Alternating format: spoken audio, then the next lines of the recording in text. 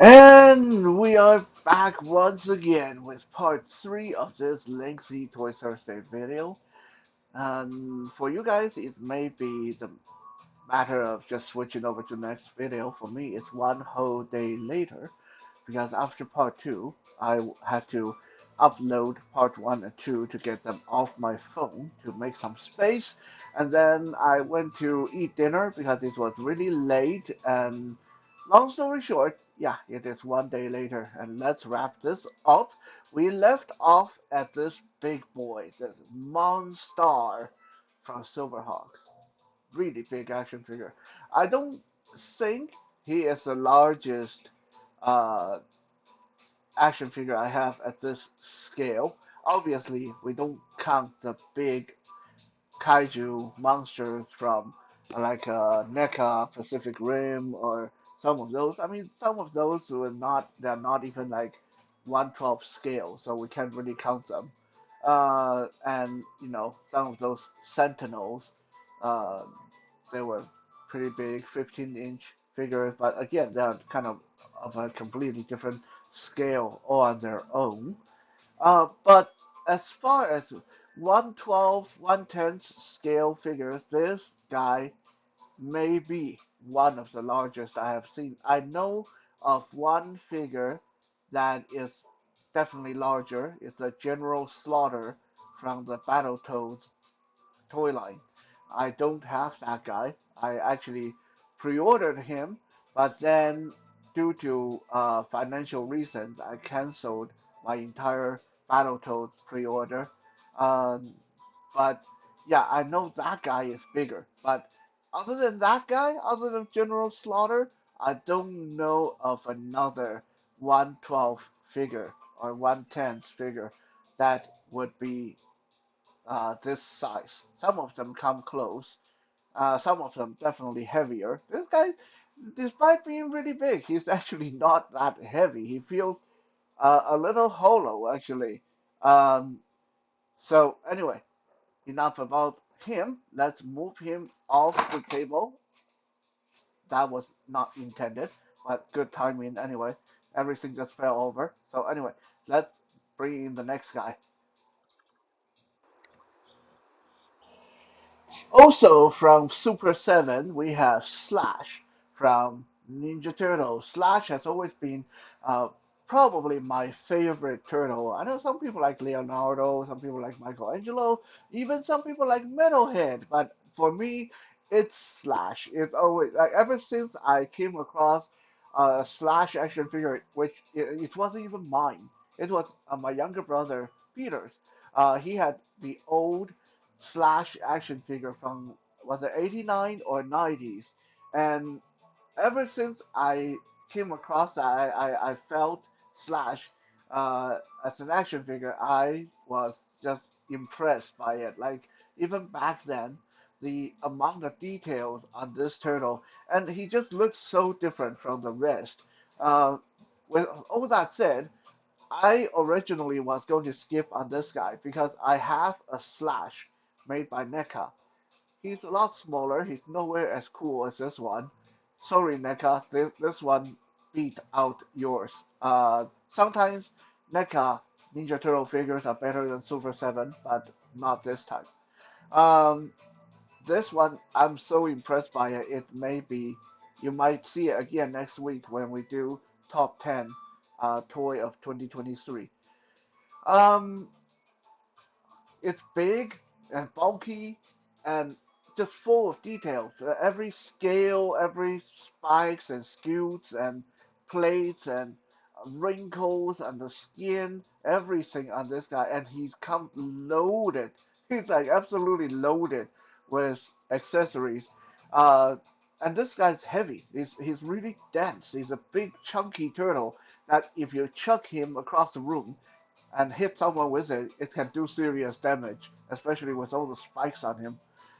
He comes with uh, like a sword, a dagger, a big machete, like a knife, like brass knuckle kind of knife, and then he comes with a nunchucks and Morning Star, and he comes with three, I think three or four throwing stars, like shurikens throwing stars, and then he have like two or three grenades, and on top of all that, he still have alternative head, one alternative head with different expression, and he had alternative hands, with different grips and poses and stuff like that, and that's not even it. He comes with a weapons rack, with all his weapons duplicated, in different color.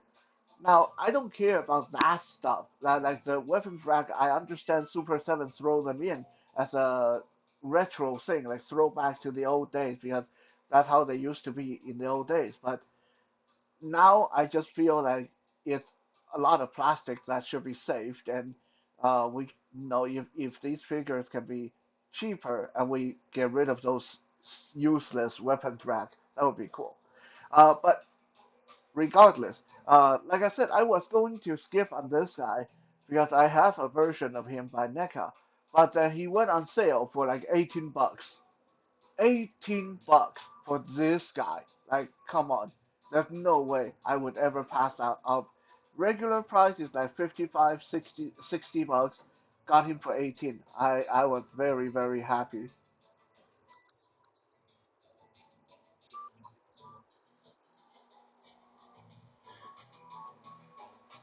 Now we'll take Slash off the tabletop, off the counter, and then we'll bring in our next figure.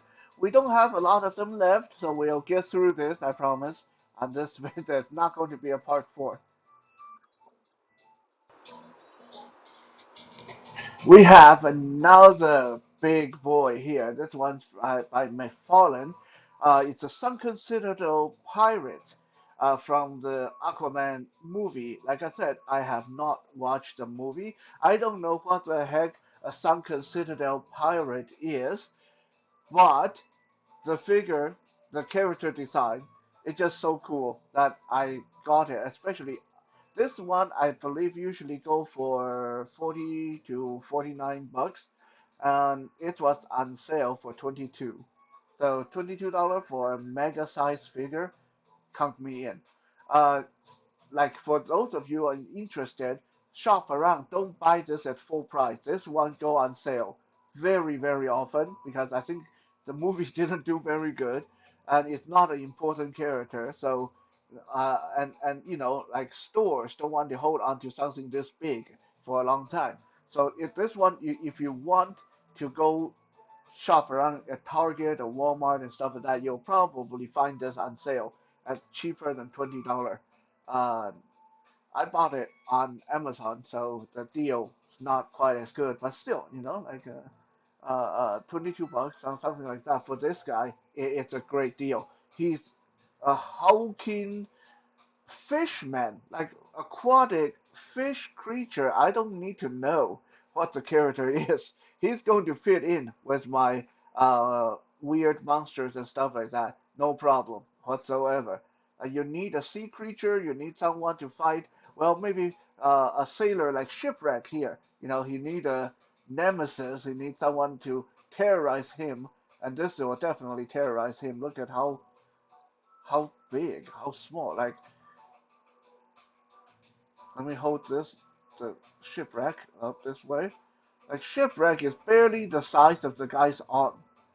Right? So this guy, fully standing upright, 9 inches? I would say he's 9 inches. I don't have my ruler handy, but uh, I would say very close to 9 inches. And he's again a hefty, hefty, hefty figure. Very difficult to get him standing though because his feet are of really weird shape.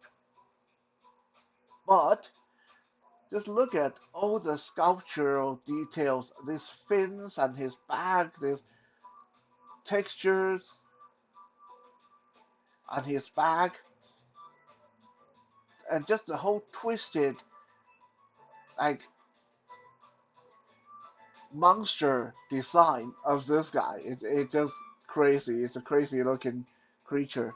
Uh, yeah, like for me, he's definitely not going to be displaying with my DC supervillains because you know who care about some considerable pirate? But he is probably going to stand in as one of the more aquatic monsters in my fantasy display. Maybe commanded by someone like Merman uh, in a underwater battle.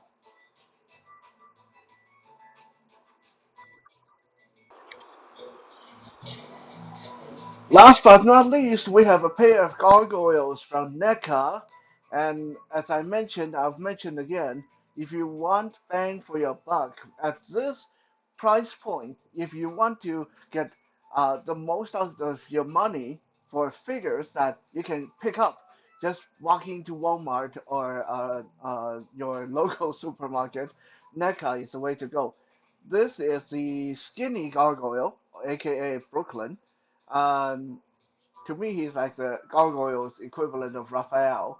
Um, yeah, he is a little bit skinnier than the other, most of the other ones, but the wings on these guys are crazy. They do take up a lot of shelf space. Like, I don't think on camera it adequately shows how big the wings are. Um, each wing is roughly a foot long. So with this thing having a full wingspan spread out, it's like 24 inches of width. So these wings take up a lot of room. The figure itself is somewhere around 7 inches, I guess, 6, 7 inches tall. He's kind of, I got him crouched down, so it's a little bit hard to tell. But if we bring Shipwreck in, uh, Shipwreck is like your standard 6-inch human. So if Shipwrecks stand with Brooklyn here, you can tell that Brooklyn is a little bit taller than Shipwreck, even crouching down. So if he stand up straight, would be, yeah, I would say past 7 inches maybe. And these guys come packed with a lot of stuff. Brooklyn here comes with his lance weapon. I never know what to call that. I just let's just go with lance. Uh, and then there's this little page from the spell book that he can hold in his hand. I think this is related to one of his episodes. I can't remember what the episode was about, but I vaguely remember he was messing around with the spell book. Um, and he has a whole lot of different hands and then an alternate head option. He has a regular head and then an angry head. I got the angry head on him right now. I like my gargoyle to look fierce and ferocious, so I usually get them with put the angry head on them.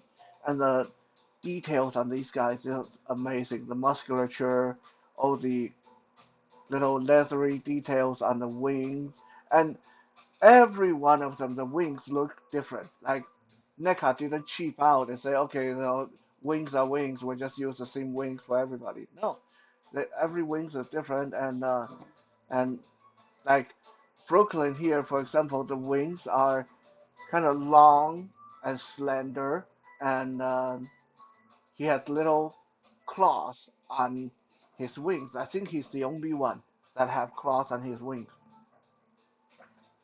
He also has horn on his head, and he just has like this super long, I believe it's like white hair. Someone can correct me if I got it wrong. Honestly, Brooklyn may be skinny, the skinniest of gargoyles. I mean, unless we count Lexington. Lex is like a small, like a child, It's like a child gargoyle, so I don't really count him.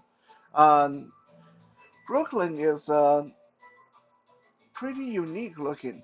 Like his hair, and I think he might be the only gargoyle that have horns on his head and a bird beak for his mouth. So he has a very distinguished look, and he ticks that nostalgic box for me because I had this action figure, the Disney uh, action figure.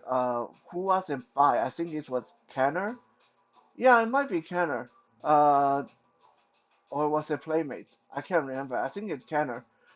in the 1995, I had Tanner's version of this guy. So yeah, definitely bring me back to my childhood.